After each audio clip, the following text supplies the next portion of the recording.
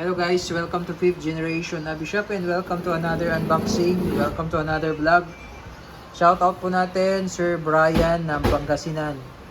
Ayan, quick review lang tayo. TR-68 Tactical Revolver. Training for engagement. Ito yung specs niya, T4A TR-68 Gen 2 Black.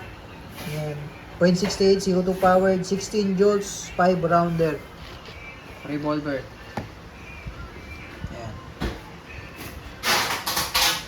Fiber optic sight na oh. Ganda ng sight niya oh. Ito yung indicator pin. Yan yung aangat pagka may pressure na. Ito yung magazine. Magaya ng flashlight, laser, red dot. Yan sa ibabaw, red dot. Ito yung quick pursing. Yan. Ito yung bala. Ito yung caliber 68. Meron tayong paper ball inert. Meron din tayong paper ball hat, rubber ball, caliber 68. Ito, goma to, rubber ball. So, ito naman yung kanyang hangin, 12G. Ayan, caliber 68. Ayan. Okay, so ulitin ko lang po, ang bala niya, rubber ball. Pwede ring paper ball. Ito, may dalawa tayong klaseng paper ball. Ito yung hat, ito yung inert. So, pwede nyo i-search yung paper ball inert, paper ball hot or live. Yan yung may laman na maanghang. Hindi live na ano, yung live ammo ah. Okay, T4A. So, testing. Okay, so ito yung magazine release and lock. Yan. 5 yung laman ha. Ito yung kalaki. Lalagyan natin siya ng rubber.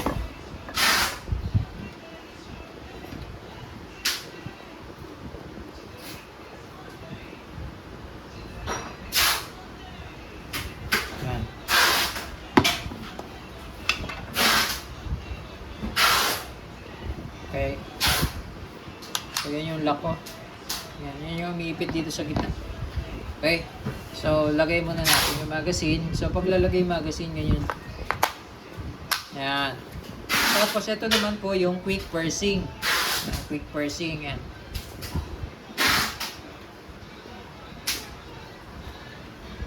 Patakan lang natin ng oil. Every time maglo-load kayo CO2, patak oil. Patakan nyo lang yung part na to.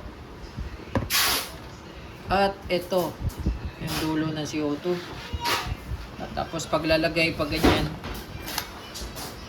Pasok, higpit. Higpit lang, no? Tama. Ano lang, yung pagka hindi na umiikot, tama na yun. Ayan, huwag mo siyang hipitan ng todo kasi baka hindi nyo nakalis. Sobrang higpit. Ayan, so standby. Ayan, stock mo lang siya pagka... Sa ngayon po, andyan yung CO2, hindi pa pubutas yan. Pero once na pinush nyo to, pinalo nyo yan, magkakaroon na ng pressure, aangat to. Ayan, quick pursing po ang tawag. Okay? So, yun lang. Napakagandang unit. Haba nyo. Sukatin natin yung barrel, no? Para makita lang natin kung gaano kahaba.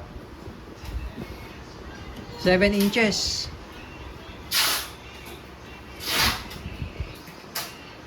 Oo, nasa 7 inches. Halos 7 inches. No. Ang bala. Ay, yung barrel niya. Haba, no? Okay. TR-68. So, meron pala tayong isang model nito, yung TR-50. Pakita ko lang. Okay, so ito yung TR-50, 13 joules. Bali itong TR-68, 16 joules. So, mas mataas siya ng 3 joules.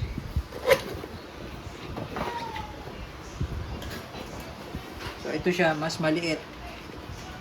Ayan. Sukatin natin gaano kahaba. Yung barrel lang po, barrel. 4.5 inches. 4.5. Ito halos 7 inches. Ayan.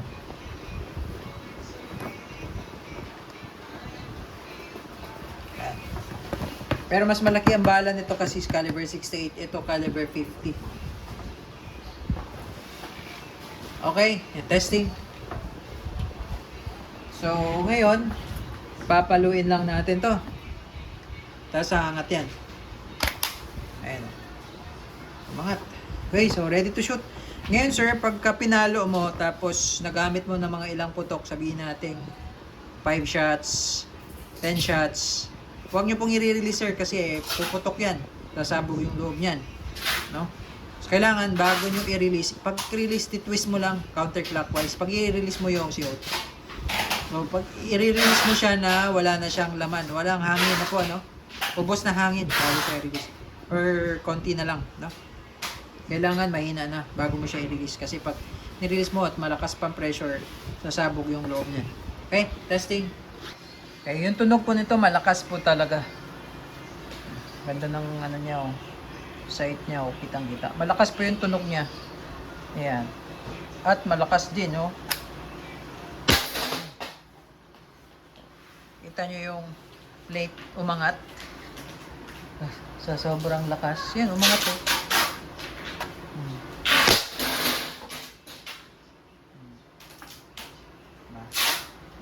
2 shots lang tayo, sir. Yan, 16 joules. Hindi ko na po ubusin.